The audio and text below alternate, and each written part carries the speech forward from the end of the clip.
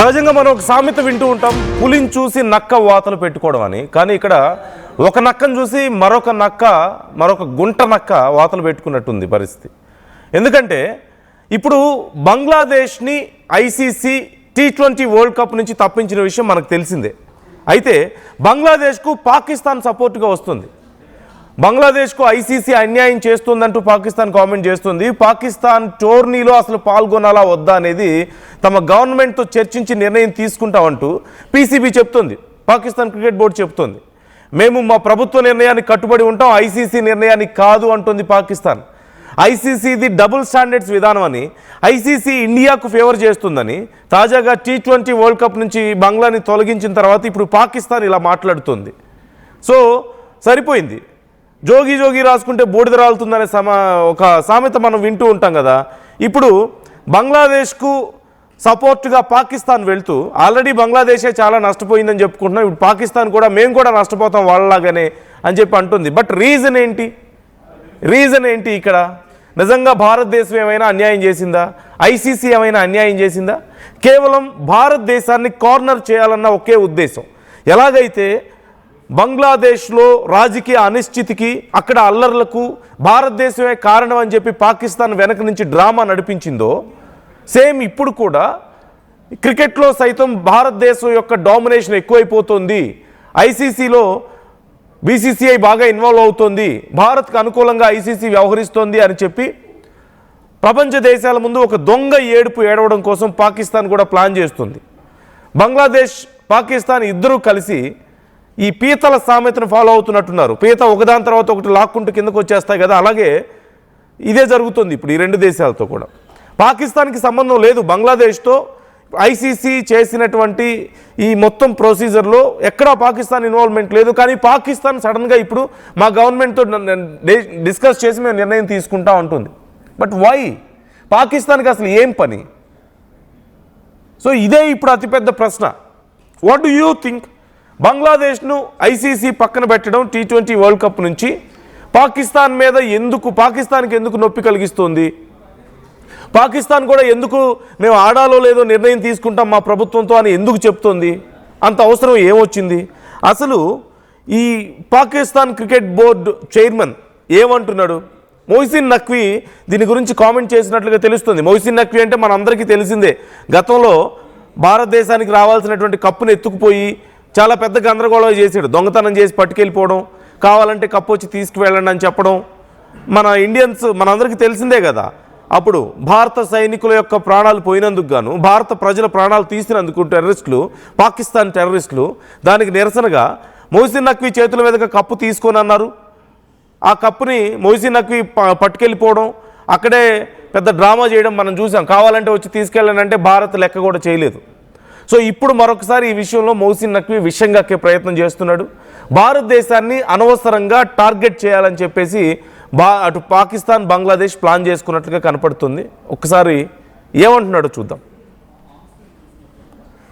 ने ये स्टैंड लिया है कि बांग्लादेश के साथ ज्यादती हो रही है, बांग्लादेश को हर सूरत में वर्ल्ड कप में उनको खिलाना चाहिए, वो एक बड़ा स्टेक होल्डर है और उनके साथ ये ज्यादती नहीं होनी चाहिए. देखें, अगर गवर्नमेंट ऑफ पाकिस्तान कहती है कि नहीं खेलना तो वो 22वीं टीम ले आए, फिर जो भी आएगी. बट ये फैसला गवर्नमेंट ऑफ पाकिस्तान ने करना है.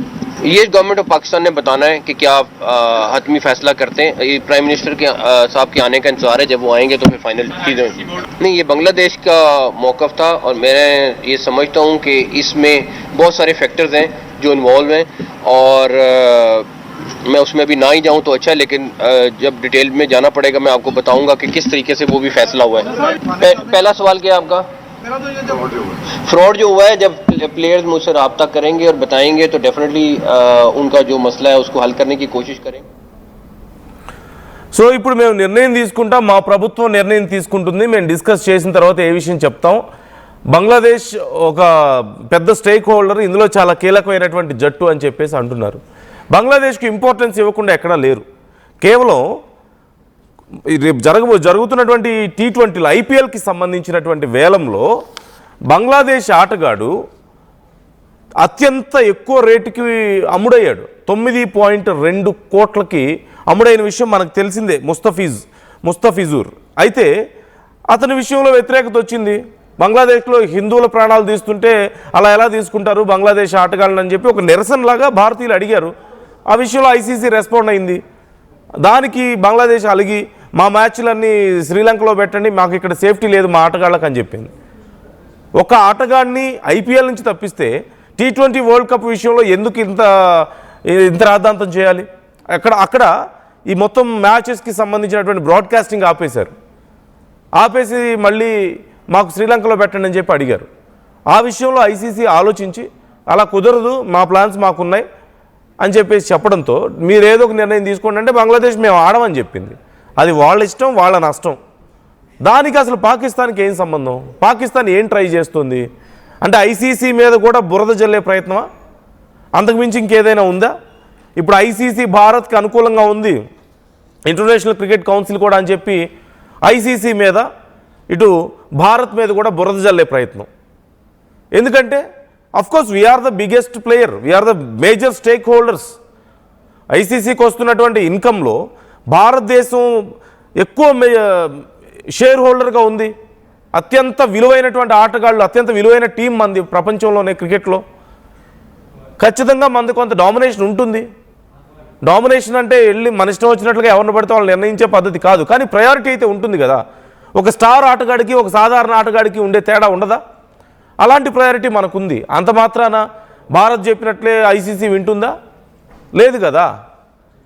సో ఇప్పుడు పాకిస్తాన్ భారతదేశం మీద బురద జల్లే ప్రయత్నం చేస్తుంది. పాకిస్తాన్ ఇటు ఐసీసీ మీద కూడా బురద జల్లే ప్రయత్నం చేస్తుంది. ఇంటర్నేషనల్ క్రికెట్ కౌన్సిల్ మీద కూడా బురద జల్లే ప్రయత్నం చేస్తుంది. మోసీ నక్వీ మాట్లాడుతున్నారు కదా బంగ్లాదేశ్ చాలా గొప్ప టీం అని చెప్పేసి. మరి అలాంటి గొప్ప టీం, అలాంటి గొప్ప క్రికెట్ టీం అయి ఉండి ఎందుకు ఇలాంటి నిర్ణయం తీసుకున్నారు? మరి వాళ్ళ బోర్డు ఎందుకు ఇలాంటి పిచ్చి నిర్ణయం తీసుకున్నారు?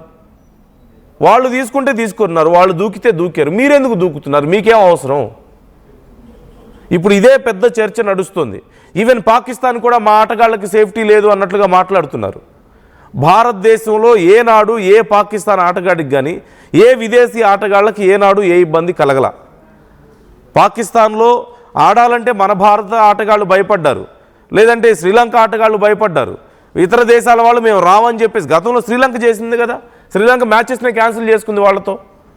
ఇతర దేశ ఆటగాళ్ళు ఎవరు మేము రామని చెప్పారు పాకిస్తాన్కి, because it's very much dangerous అక్కడ సిచ్యువేషన్స్. పాకిస్తాన్లో ఎక్కడ ఏ ఆత్మాహుతి దాడులు జరుగుతాయో తెలియదు, ఎక్కడ ఏ బాంబులు వెళ్తాయో తెలియదు, ఎక్కడ ఎవరి ప్రాణాలు కోల్పోతారో తెలియని పరిస్థితి.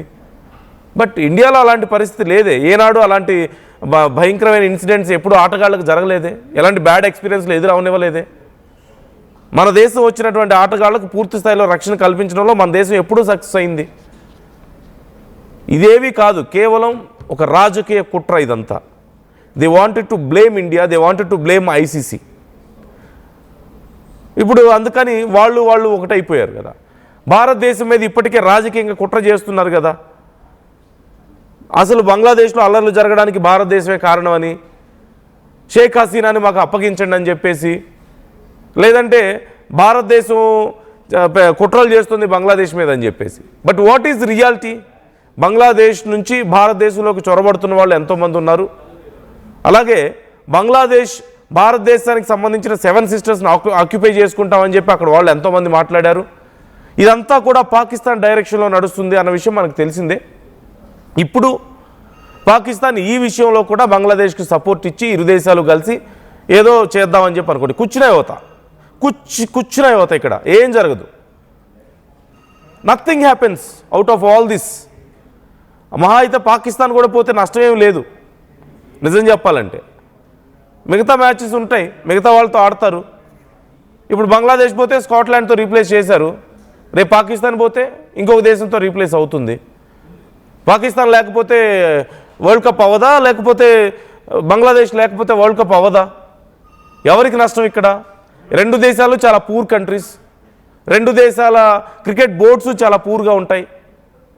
మన ప్రపంచంలోనే రిచెస్ట్ క్రికెటర్స్ అంటే ఎవరు అంటే భారతీయులే. మన క్రికెటర్సే ఒప్పుకున్నారు కదా. అలాంటిది డబ్బులు వాళ్ళకి అవసరం.